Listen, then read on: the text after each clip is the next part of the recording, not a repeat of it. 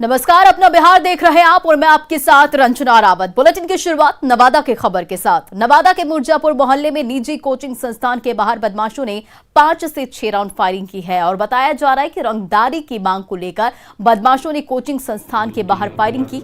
ये एक्सक्लूसिव तस्वीरें आपके सामने इस मामले से जुड़ी हुई बदमाशों की फायरिंग करने की तस्वीरें जो है वो सीसीटीवी कैमरे में कैद हो गई है और फायरिंग में कोचिंग संचालक बाल बाल बच गया है और कोचिंग संचालक ने कोचिंग में पढ़ने वाले इंटर के परीक्षार्थियों को परीक्षा की तैयारी से संबंधित मटेरियल देने के लिए बुलाया था। उसी समय 2 बदमाश कोचिंग में घुसे और संचालक से बदसलूकी की और उसके बाद कई बदमाश पहुंच गए और आसपास के लोग जब अपराधियों को दबोचने पहुंचे तो अपराधी वहां से फायरिंग करते हुए फरार हो गए और सारी तस्वीरें सीसीटीवी में कैद हो गई। वहीं मौके से पुलिस ने 2 खोखा भी बरामद किया है और इस पूरे मामले की छानबीन जारी है। परीक्षा नजदीक रहने के कारण हम बच्चों को बुलाकर कुछ आवश्यक कागजात दे रहे थे, जिसमें कुछ उपद्रवी लोग, जिसको मतलब कहा जा सकता है कि गन के साथ आए और हमारे साथ बदतमीजी करने लगे। उसी दौरान कई फायरिंग भी की गई, लेकिन फिर फायरिंग करने के बाद कुछ आसपास के लोग जब आए तो वो लोग भाग गए यहाँ से। और अगली खबर सिवान से आपको बता दें, जहां सिवान के दरौंदा इलाके में भी अपराधियों ने जमकर तांडव मचाया। चंचौरा बाजार में एक गहनी की दुकान में हथियार के बल पर अपराधियों ने लूटपाट की और तकरीबन 5 लाख के गहनों की लूट के दौरान अपराधियों ने बीच बाजार में फायरिंग भी की। स्वर्ण कारोबारी की माने तो करीब 6 से 7 की संख्या में हथियारों से लैस अपराधी दुकान में पहुंचे और सोने चांदी की लूट करते हुए, फायरिंग करते हुए वहां से फरार हो गए। अपराधी किस तरह फायरिंग करते फरार हुए हैं, वहीं इस घटना से आक्रोशित दुकानदारों और स्थानीय लोगों ने आगजनी कर विरोध भी जताया, साथ ही अपराधियों की गिरफ्तारी की मांग भी की। और देखिए इस पूरे मामले से जुड़ी ये 2 तस्वीरें, जहां बीच बाजार में किस तरह से अपराधी जो है फायरिंग करते हुए फरार हो गए। करीब 5 लाख के सोने चांदी की लूट की और बीच बाजार में फायरिंग करते हुए अपराधी वहां से भाग निकले और उसके बाद लोगों में आक्रोश है। लूट की वारदात से लोगों में नाराजगी है और इसके दौरान उन्होंने आग जलाकर, टायर जलाकर किस तरह से प्रदर्शन किया, तस्वीरें आपके सामने। घटना हुआ है बताइए सर। दुकान में बैठे थे जी, काम कर रहे थे, कस्टमर आया था, उसका सामान बना रहे थे। जी जी, उसी पीछे लगाया, आज बंदूक दिखाया, बंदूक दिखाकर बात सब निकालने लगा। मतलब कुछ ले गया है लोग? क्या क्या ले? 5 लाख का सामान ले गया। 4-5 लाख। कितने की संख्या में थे अपराधी? 6-7 की संख्या में थे, 4 भीतर थे और बाहर। सबके हाथ में हथियार था? मैंने बाइक से आए हुए थे? कौन सा बाइक था? देखे नहीं देखे? लगाया हुआ। पहचान हुआ कुछ? पहचान नहीं हुआ। मतलब मास्क लगाए हुए सब?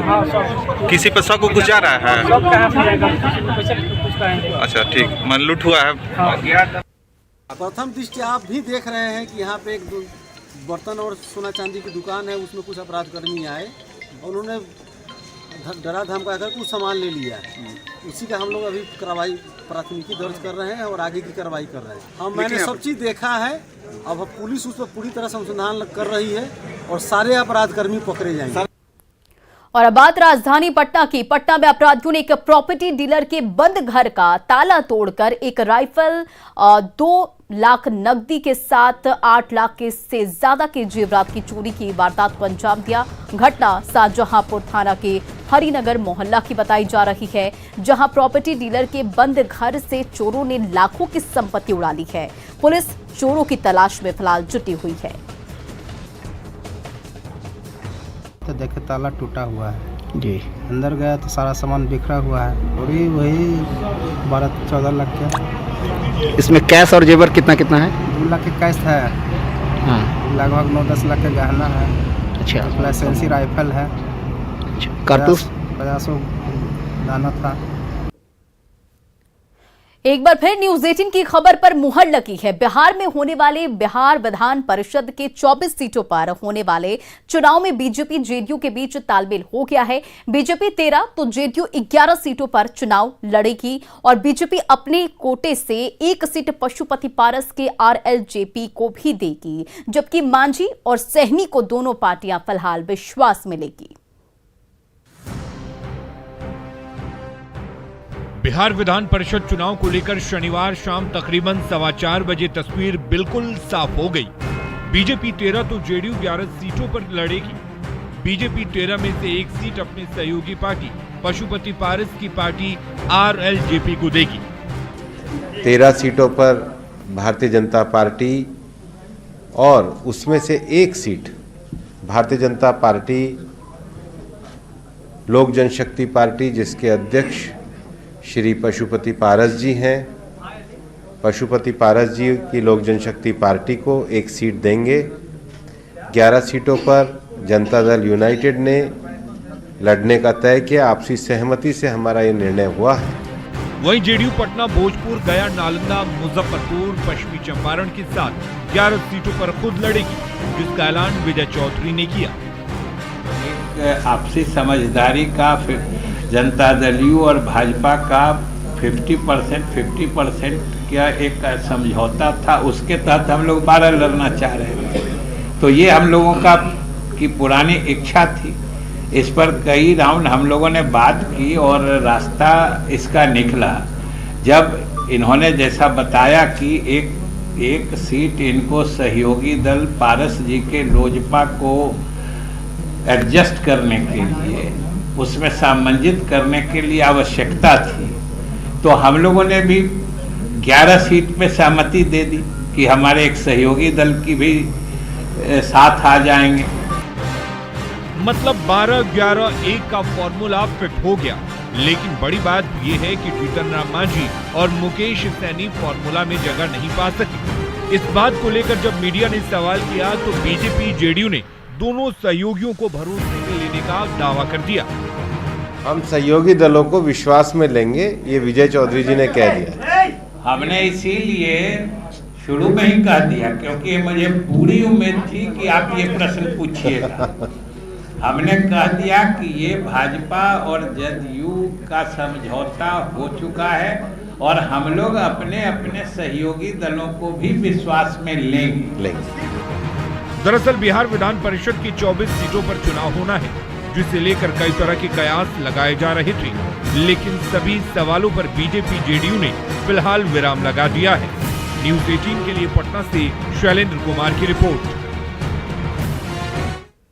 और एमएलसी चुनाव में भी कांग्रेस आरजेडी की दूरियां बरकरार है। सीटों को लेकर दोनों पार्टियों के बीच समझौता नहीं हो पाया। अब आरजेडी ने अपने बूते विधान परिषद की सभी 24 सीटों पर चुनाव लड़ने का ऐलान किया है। नेता प्रतिपक्ष तेजस्वी यादव ने कहा कि एमएलसी चुनाव को लेकर प्रत्याशियों की घोषणा पहले ही कर चुके हैं।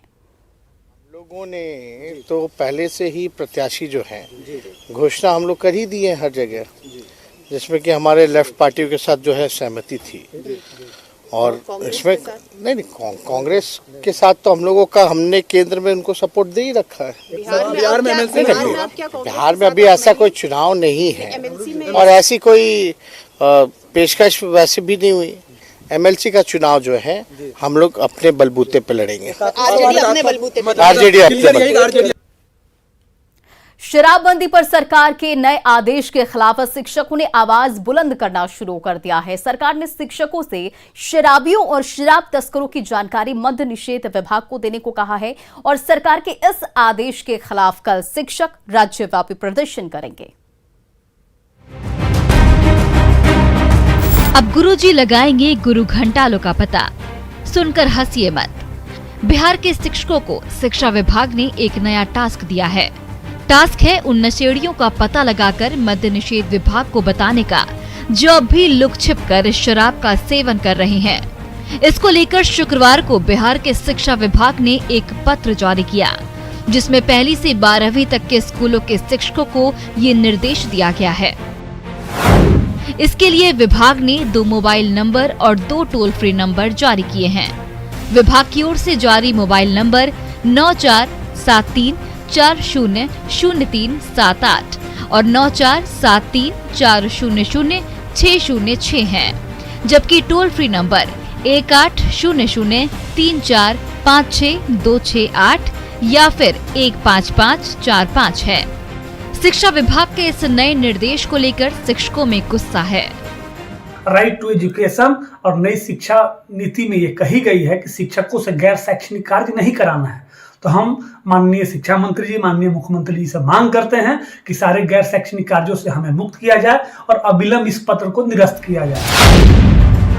शिक्षा विभाग के फरमान से नाराज शिक्षकों ने अब मधुशाला की निगरानी के लिए सभी 4 लाख शिक्षकों के लिए एक बॉडीगार्ड मुहैया कराने की मांग की है।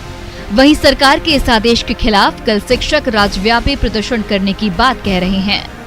सरकार के मुखिया से यह पूछना चाहता हूं कि जो काम आपका पुलिस प्रशासन नहीं कर सका, जो आपका इंटेलिजेंस ब्यूरो नहीं कर सका, वो आप निरीह शिक्षकों से करवाना चाहते हैं और उसको बलि का बकरा बनाना चाहते हैं। इस प्रकार का लेटर को लेकर के अगर आवश्यकता पड़ी तो हम लोग हाई कोर्ट भी जाएंगे और आने वाले समय में हम सरकार से मांग करते हैं कि सरकार समाज का दुहाई दे करके अगर ये करना चाहती है तो निश्चित तौर पर हमको बॉडीगार्ड चाहिए, एक नहीं 2 बॉडीगार्ड चाहिए।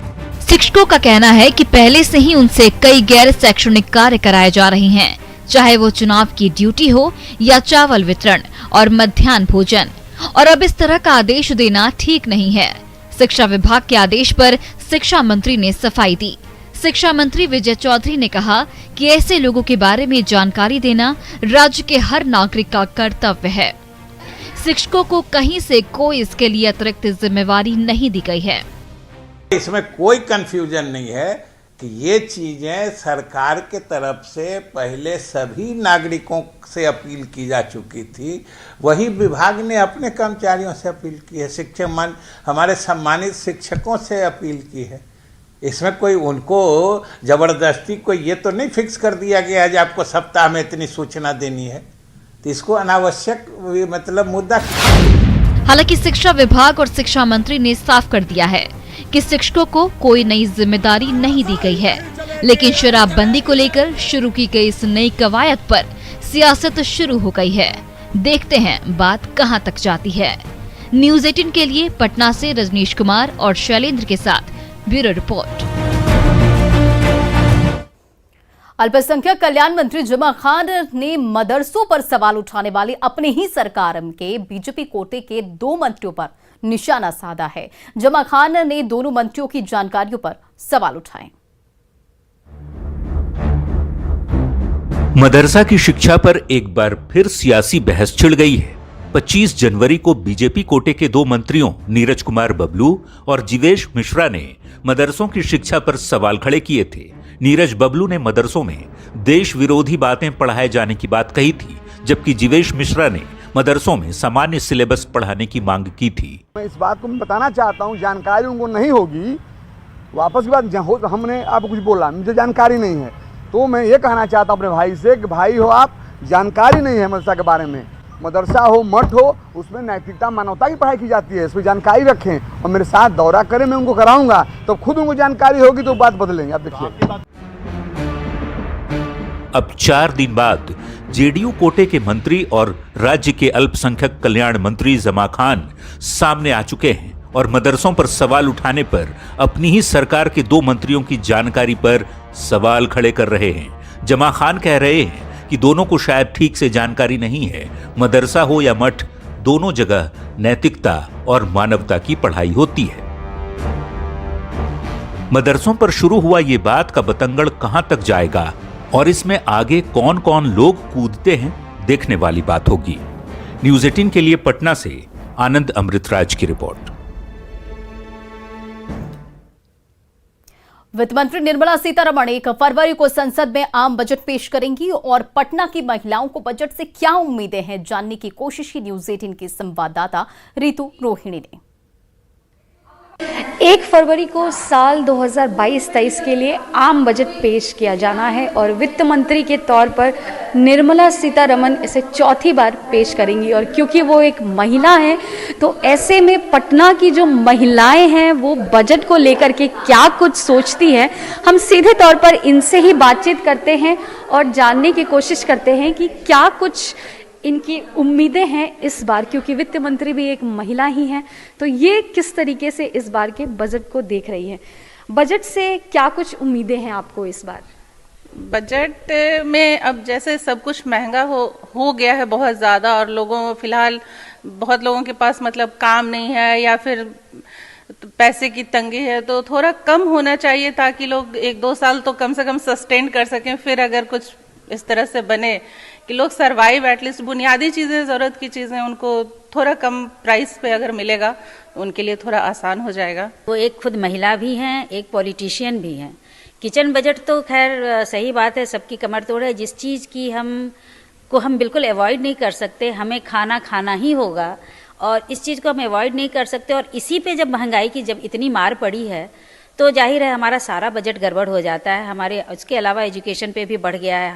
हम महिलाएं अपने बच्चों को एजुकेशन दिलाने के लिए अभी बहुत सारा एक्स्ट्रा खर्च कर रही हैं, उनके ऑनलाइन चीज़ों पे। कोविड ने बहुत ज़्यादा सबको अलग सी परेशानियों में डाल रखा है। देखिए, एज ए बिजनेस वुमेन तो हम यही बोलेंगे कि हम लोगों को टैक्स में रिलैक्सेशन मिलना चाहिए। खासतौर पे जैसे 2 साल लगातार करीब 6 महीने के लिए लॉकडाउन लगा, और उसमें हम लोगों का पूरा बिजनेस, और जबकि हम ब्यूटी पार्लर हम चला रहे हैं, तो आप समझ सकती हैं कि वहाँ पे लोग लास्ट में आते हैं, तो हमारा बिजनेस पूरी तरह से हैम्पर हो गया। जब हम कमाते हैं तो गवर्नमेंट हमसे टैक्स लेती है, लेकिन जब हम नहीं कमा पा रहे हैं, जब हमारी फाइनेंशियल स्थिति गड़बड़ा गई है, उस समय गवर्नमेंट से हम सपोर्ट की उम्मीद करते हैं। तो हमको भी तो जब हम गवर्नमेंट हमारे पेमेंट से, टैक्स के पेमेंट से ही तो गवर्नमेंट चलती है ना, तो फिर हमारा भी तो गृहस्थी चलाने का उनको कुछ करना चाहिए। तौर पर पटना में जो महिलाएं हैं वो टैक्स स्लैब में छूट की उम्मीद कर रही हैं, सिक्योरिटी बजट की उम्मीद कर रही हैं, और जेंडर बायस्ड रही, जेंडर बेस्ड जो बजट है उसकी बात कर रही हैं। न्यूज़ 18 के लिए ऋतु रोहिणी, पटना।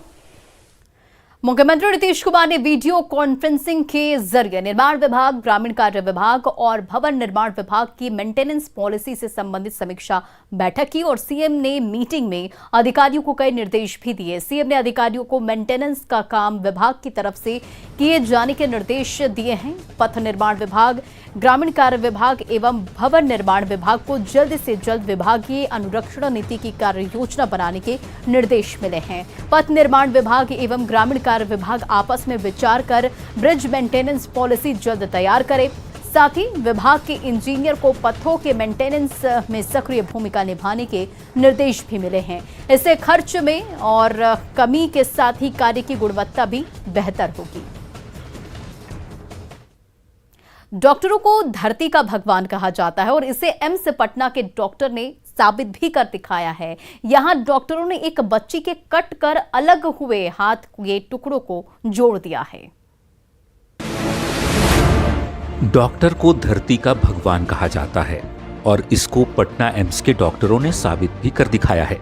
भोजपुर की रहने वाली 10 साल की बच्ची खुशी कुमारी का हाथ पुआल काटने वाली मशीन की चपेट में आकर 2 टुकड़ा हो गया था। पूरा शरीर खून से लथपथ हो गया था। मारे दर्द के खुशी चिल्लाए जा रही थी। परिजन थक हार कर निराश हो चुके थे, लेकिन पटना एम्स पहुंचते ही उम्मीद की किरण दिखाई दी, और 2 दिन बाद बच्ची के बेजान हाथ में हरकत आ गई।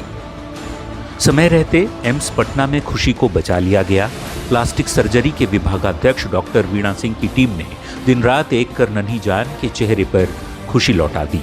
अभी खुशी के हाथ भारी भरकम बैंडेज से बंधे हुए हैं, लेकिन बैंडेज के अंदर से भी वो अपने हाथों में हरकत महसूस कर रही है, और ये सब संभव हो सका है एम्स के काबिल चिकित्सकों की सूझबूझ और इलाज की बदौलत। अपना बिहार के इस बुलेटिन में फिलहाल इतना ही। आगे देखिए जोहार झारखंड।